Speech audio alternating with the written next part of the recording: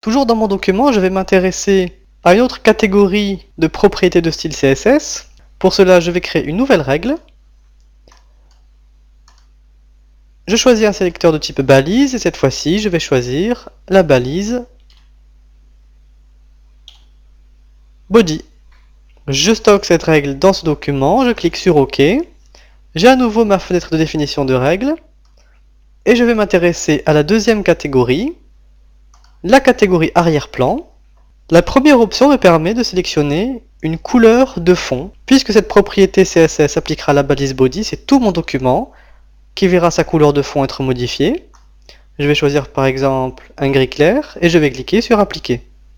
La couleur de fond de mon document a bien changé. Je peux également choisir une image d'arrière-plan. En cliquant sur parcourir, je vais choisir par exemple cette image, cliquer sur OK. Et lorsque je clique sur appliquer, j'ai la prévisualisation de la façon dont mon image de fond est affichée dans mon document. On le voit, elle est répétée sur tout le document comme un motif. Et je peux choisir avec la seconde option, l'option Background Repeat, si elle doit être répétée ou pas répétée du tout. Si je choisis No Repeat et que je clique sur appliquer, mon image n'est plus utilisée comme motif. Je peux également choisir de la répéter uniquement sur un axe X, à l'horizontale donc, ou sur un axe Y, à la verticale. Les options suivantes sont le plus souvent utilisées lorsque l'image n'est pas répétée. Tout d'abord, la position en X. Je peux avoir l'image à gauche, au centre, à droite, ou je peux également choisir une valeur. Si je choisis par exemple au centre et que j'applique, mon image sera au centre de mon document. Je peux également choisir une valeur en Y. Si je choisis top par exemple, et bien maintenant, sur l'axe X, l'image est au centre, mais sur l'axe Y, elle est en haut. Je pourrais également choisir en bas pour que l'image reste en bas. Si je choisis une valeur, celle-ci correspondra sur l'axe Y à la distance entre le bord haut de mon document et l'image. Par exemple, il y a 10 pixels entre le bord haut du document et l'image. C'est la même chose pour l'axe X, mais cette fois-ci par rapport à la gauche du document. Ici, j'ai choisi une valeur de 30 pixels entre le bord gauche et l'image.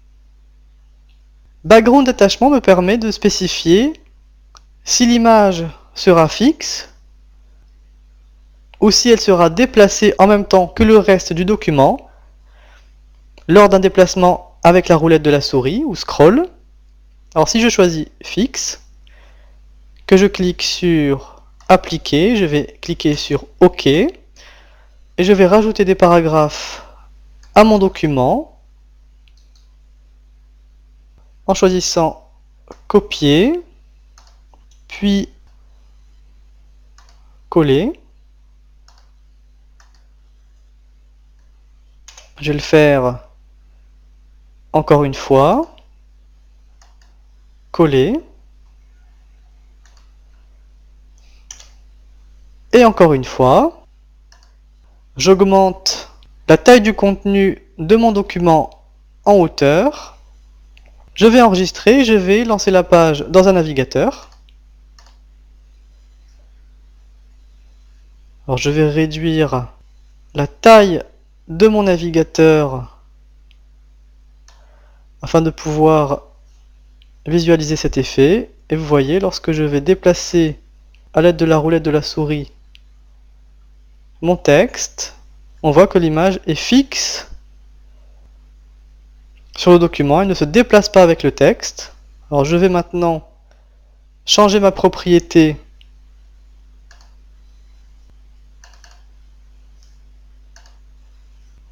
un attachement de valeur scroll, je clique sur OK, j'enregistre mon fichier